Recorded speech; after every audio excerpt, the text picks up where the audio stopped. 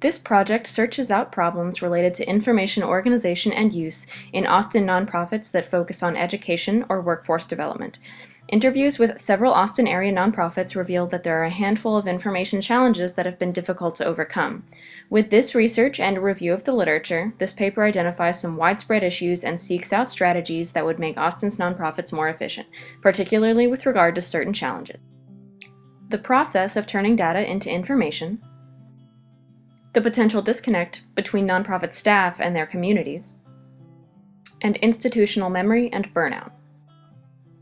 The participating nonprofits are SkillPoint Alliance, a workforce development agency which creates opportunity through training for adults and youth STEM education, Austin Young Chamber, which develops and connects young professionals to create community success, Mission Capital, which multiplies the impact of its member nonprofits through development and training, and one contributor who wished to remain anonymous.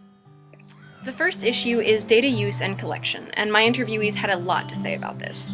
One problem is that the data collected for grant reports is not always the data needed by program staff to really tell what kinds of impact they're making in the community and make improvements to their programs.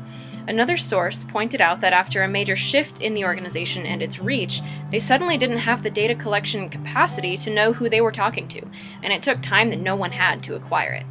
My contact at Austin Young Chamber made the point that his nonprofit collects data that is interesting, but doesn't yet have the capacity to use it, bringing about questions over whether the data being collected is really the right data.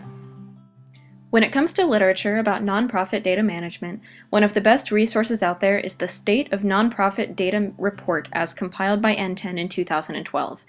Their biggest recommendations were to stop viewing data collection as all or nothing, and just start somewhere by connecting real-world program delivery goals to metrics. That means focusing on the actions in the office, not the outcomes out in the world, at least in the beginning. They also emphasize buy-in from leadership and staff training on data collection. This is something that will develop as technology and technology specialists do. The smart move now is to get involved, even in a small way.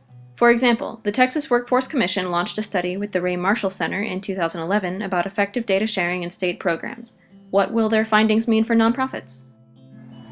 Nonprofits serve diverse audiences, and it can take a certain skill set on the part of the staff to communicate with everyone effectively. Two of the participating nonprofits operate on membership models, meaning staff have to always know what kinds of services they can offer to the particular client they're speaking with based on their membership status. There can also be cultural issues. For example, staff at SkillPoint usually need to know about a client's background and any possible criminal activity on their record, but delivering this question needs a careful approach, lest someone feel like their privacy is being invaded. The potential disconnect between staff and client has been looked at by several sources. In Nonprofit Quarterly, Dubose advocates for policy changes, transparency about staff demographics, and diversity audits, and urges funders to make cultural competence a priority. Compass Point Nonprofit Services echoes this call in their report and adds in training for staff to be aware of their own assumptions and the norms they believe in. Many of my interviewees laughed when I brought up institutional memory. Many people reported that any documentation related to their jobs had been created by them when they were first hired, and one person commented that he really feels bad for the person that comes in after him, highlighting the fact that many nonprofits have quick turnover in staff. My contact at Mission Capital stressed the importance of knowing the organization's history and having data and documentation to back it up, because improving program delivery without that history is impossible. I myself have taken part in projects at work to create internal documentation and can attest to the fact that very little will exist without deliberate effort to create it. Nonprofit retention is a difficult challenge, with many barriers creating an increase in voluntary turnover over the last several years.